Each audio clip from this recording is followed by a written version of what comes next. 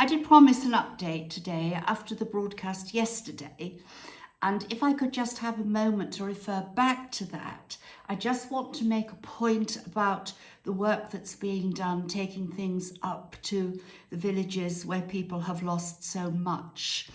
There are two things really. Where houses have fallen completely, they can't start renovation work until it's all been assessed by the government assessors and the King has given approval. And for us here who suffered damage to our villa, the insurance company can't pay out until the King has made a declaration that it was a national disaster, a natural disaster. I do apologise. It was both a national and a natural disaster. I support his position because there is only so much money to go around, and that all needs to be assessed before it's divided up. And it's only right that the money available from the government should go to the people who suffered devastation in the villages.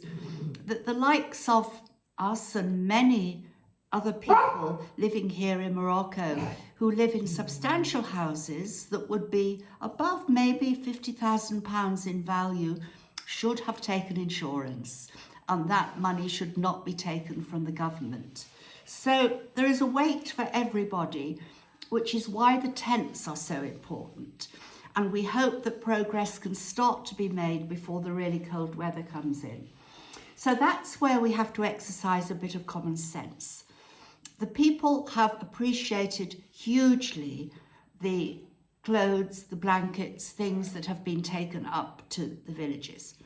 I've heard from some sources that where people rushed out with their cars full, which they shouldn't have done, I'm sorry, I don't agree with that, and sort of just dumped things on villages, it has been a bit of a disaster because they tend to take what they need and they're actually burning things that they don't need. We don't want to see that happen, which is why we have made packages up and gone to each tent to find out what people really need.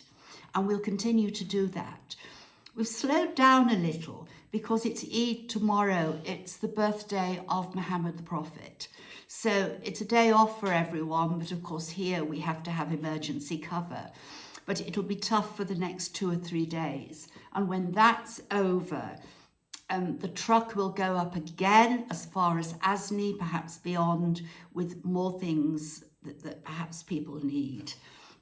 People locally are distributing to the local villages who maybe haven't hit the attention of the government yet, but their homes have still been badly injured. And of course, we have to look ahead. We know what a disaster it's been, but I am not under any circumstances prepared to let this refuge do other than go forward.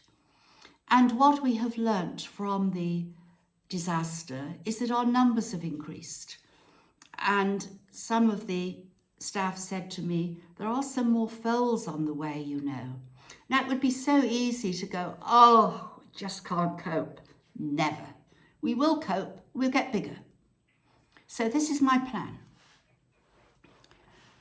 Whilst we are grateful, and we couldn't have done it without you, all those people who've donated over the years, and we very much want you to continue to do so, we are going to need to draw more donors in, and I'm going to have to get more business-like because I'm actually not very good at marketing or working for profit.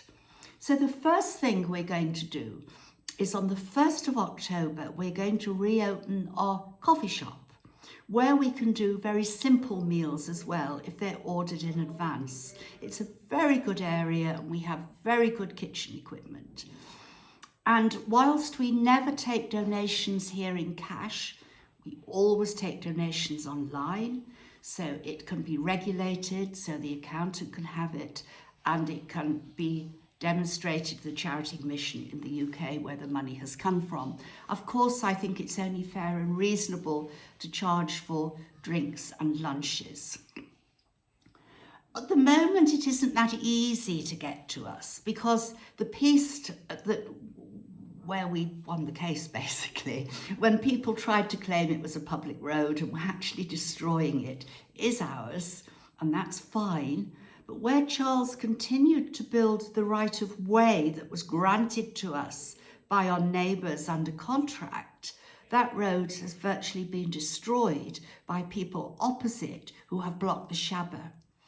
And now that the earthquake has taken place, the rock formation has shifted and a lot of the old wells have opened up. And when we do get rain, the waterways are going to pour down from the mountains and we are going to be flooded down here.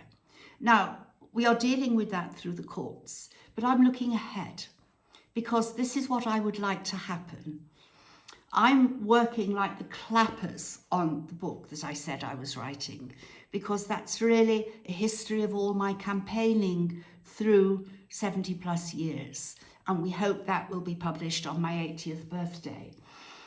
And if that is successful, please, please let it be, because any money that is raised from that publication will go towards my plan to buy land between ourselves and the main road.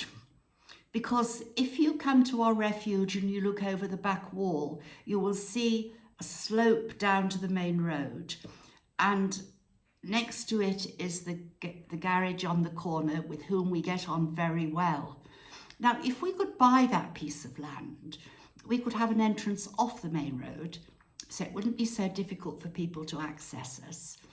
It could join our sub-road from our piece up to the horses, so lorries could come up down there and along the piece that we have preserved to get down to the refuge at the bottom. Visitors could park in that area and they could walk along the back of the wall into our refuge. And there as well, we could perhaps have a coffee shop and a boutique, because people may pop in off the road to a boutique. But you can't expect people to navigate the rather difficult terrain at the moment. Just excuse me. Mozart, stop it! Quiet! To actually navigate that, to come round to us, just to go to a boutique. So that would be our commercial arm in a way. And then when Charles and I are gone, and it isn't going to be that far into the future, and my younger family take over responsibility, they will be able perhaps to have a commercial enterprise on that piece of land, which will mean they don't have to take any money at all from the charity, because that we will not permit. It'll also give us extra space for more donkeys. And in reality, we're going to have to grow. We have been so successful in terms of changing attitudes here and offering something in Morocco that didn't exist before. We can't allow it to fail. So those are my rather grand long-term plans. I hope my staff have a good day off tomorrow. They're probably sick to death of me going on about it all. But I hope you stick with me and we'll get there, I promise you. So bye for now.